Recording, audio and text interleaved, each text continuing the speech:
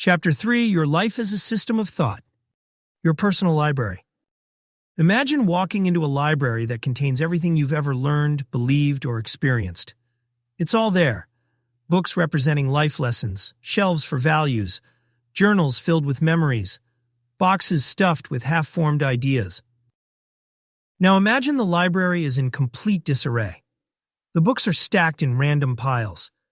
The most important principles are buried under trivia.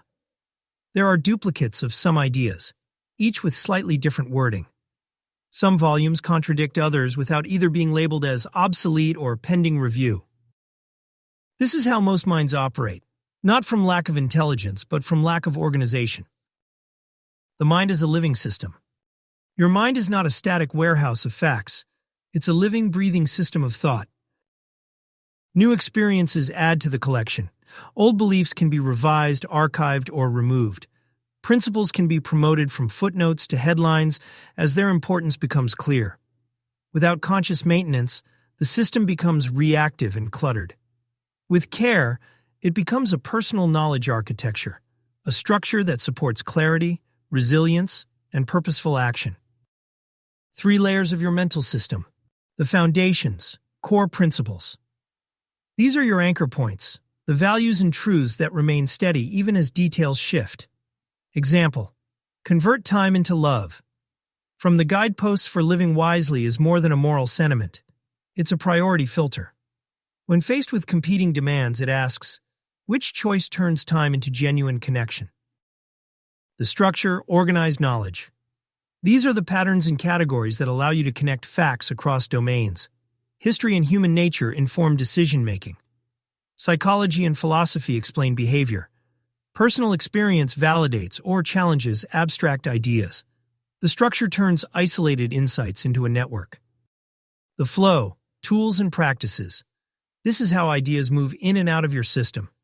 Reflection and journaling to capture and clarify. Questioning and dialogue to test ideas.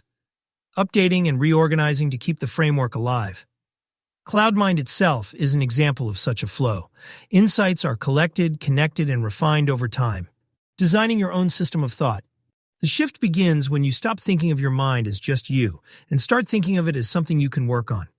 Ask yourself, what's my current filing system? Do I connect new knowledge to what I already know, or just store it loosely? Which ideas deserve front shelf status? Which beliefs or values guide most of my actions, whether consciously or not? Where are the contradictions? Do any of my current principles quietly undermine each other? Maintenance over perfection. You will never have a perfectly complete or contradiction-free framework. And that's the point. A living system grows through maintenance, not finality. You review, refine, and realign over time. Think of your mental framework as a garden. You plant, gather ideas and experiences. You prune, remove what no longer serves.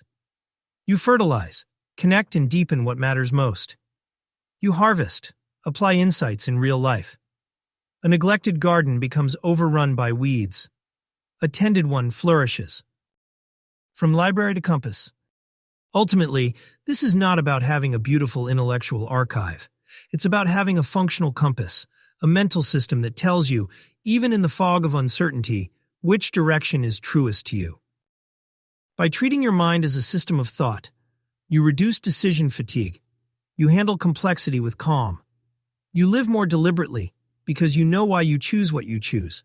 Key takeaway: your mind is not just a container for knowledge. It's a system you can design, maintain, and improve. The more coherent that system becomes, the more clearly you can navigate the complexity of life.